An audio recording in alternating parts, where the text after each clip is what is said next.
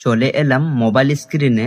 এবার মোবাইল স্ক্রিনে আসার পরে আমাদেরকে চলে যেতে হবে প্লে স্টোরে। প্লে স্টোরে আসার পরে এখানে আপনারা সার্চ করে নেবেন বাংলার ভূমি। সার্চ করার পরে দেখতে পাচ্ছেন এই যে লেখা আছে ডব্লিউবি ল্যান্ড প্লট অ্যান্ড খতিয়ান। আপনারা এই অ্যাপসটি ইনস্টল করে নেবেন। ইনস্টল করতে হলে আপনারা এই অ্যাপসে টাচ করে নেবেন। যেহেতু আমার এখানে অ্যাপসটি ইনস্টল করা আছে ওই জন্য আমাকে এখানে ওপেন দেখাচ্ছে। আপনারা ইনস্টল করে ওপেনে টাচ করে নেবেন। ওপেনে টাচ করার পরে এরকম একটা ইন্টারফেস ওপেন হয়ে যাবে। এবার যদি আপনারা এই লেখাগুলি বাংলাতে করতে চান তাহলে নিচের দিকে একটু চলে আসবেন। আসার পরে দেখতে পাচ্ছেন লেখা আছে বাংলা। এই বাংলাতে আপনারা টাচ করে নেবেন।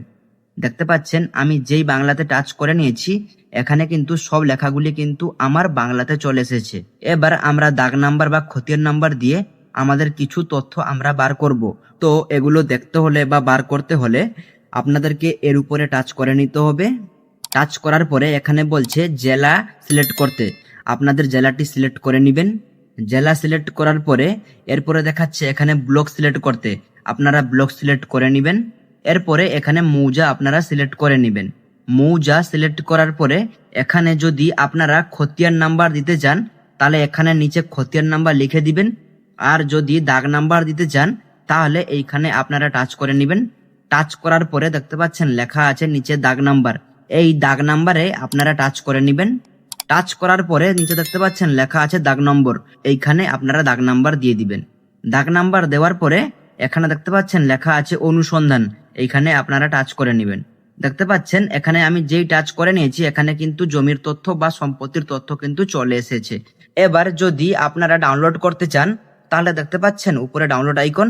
এই ডাউনলোড আইকনে টাচ করে আপনারা এগুলো ডাউনলোড করতে পারবেন। আপনারা যদি দাগ নম্বর বা খতিয়ান নম্বর তথ্য নিতে যান তাহলে কিন্তু লগ ইন করতে বলবে। লগ ইন করা পুরো সিম্পল। প্রথমে আপনাকে নাম দিতে হবে। নাম দেওয়ার পরে নিচে আপনাদেরকে মোবাইল নাম্বার দিতে হবে।